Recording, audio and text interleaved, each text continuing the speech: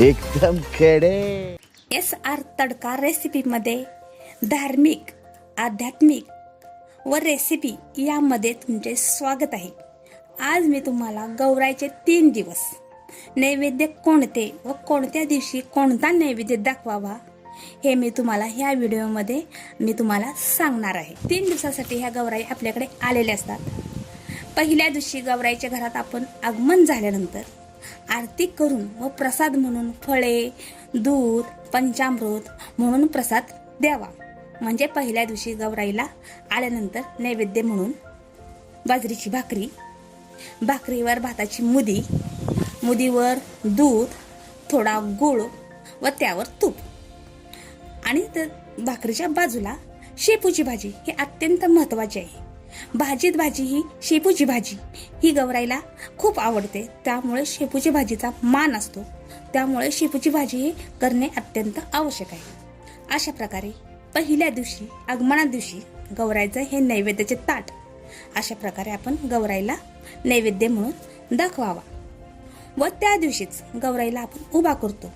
त्यावेळेस गौराईला छानपैकी साडी नेसवावी, दागदागिने घालावे व डोक्यावर मुकुट ठेवावा आणि कंबरपट्टा बांधावा। असे वेगवेगळे दागिने तिला घालून तिला छानपैकी आपण तिला उभी करतो। दुसऱ्या दिवशी पुरणपोळीचा नैवेद्य अशा प्रकारे भरावा। एक ताट घ्यावे, त्यामध्ये छोट्या छोट्या 5 पुरणपोळ्या ठेवाव्यात, त्यावर 2 भाताची मुदी ठेवावी, त्यावर आमटी, वरण, तूप, साईडला भजी आणि कुरवडी जे तुम्ही तळण काढले आहेत ते ठेवावे।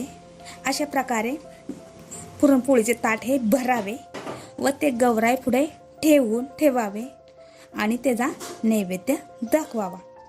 नैवेद्य दाखवल्यानंतर त्या नैवेद्यावर दुसरे ताट ठेवावे की जेणेकरून त्या नैवेद्याला माशा किंवा चिलटे असे काही बसू नयेत, म्हणून आपण त्याच्यावर दुसरे ताट ठेवावे, झाकून ठेवावे आणि ह्याच नैवेद्याला बडण असेही म्हणतात। अशा प्रकारे पुरणपोळीचे ताट अशा प्रकारे भरावे।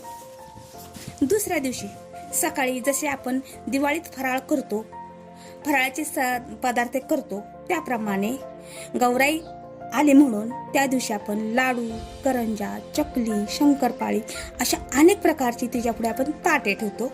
ताटात हे सर्व पदार्थ वेगवेगळी ताटं, त्या ताटात सर्व पदार्थ आपण ठेवतो, डेकोरेशन करतो, लाइटिंग करतो, खेळणी ठेवतो। अशा प्रकारे तिच्यापुढे भरपूर आरास आपण करतो। त्या दिवशी आपण तिला पुरणपोळीचा नैवेद्य दाखवतो। ती पुरणपोळीचा नैवेद्य झाल्यानंतर तिला पानाचा विडा देण्याची आपल्याकडे प्रथा आहे। त्यामध्ये पान, सुपारी, कात, लवंग, बडीशेप टाकून मस्तपैकी ते पानाचा विडा तिच्या पुढे ठेवावा, नाहीतर तिच्या हातात बोटांमध्ये ते ठेवावा आणि सुंदरपैकी अशी रांगोळी काढावी। आणि 5 वाजता त्या दिवशी, दुसऱ्या दिवशी किंवा तिसऱ्या दिवशी स्त्रियांना हळदी कुंकाला बोलवावे। तिसऱ्या दिवशी गौराई विसर्जनाच्या दिवशी गौराईची आरती करावी। तिसऱ्या दिवशी आपण तिला नैवेद्य म्हणून भात, गूळ, दूध, तूप असे ते ताट करावे व त्याचा नैवेद्य दाखवावा। अशा प्रकारे गौराईला 3 दिवस वेगवेगळे नैवेद्याचे ताट करण्याची आपल्याकडे अशी ही पद्धत आहे आणि असे नैवेद्य दाखवून आपण गौराईचा आशीर्वाद घ्यावा।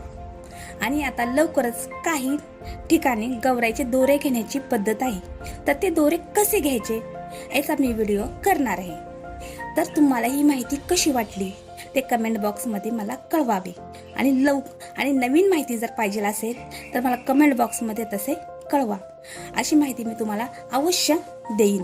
अशाच नवीन माहिती पाहण्यासाठी तुम्ही माझ्या चॅनलला सबस्क्राईब करा आणि व्हिडिओला लाईक करा। थँक्यू।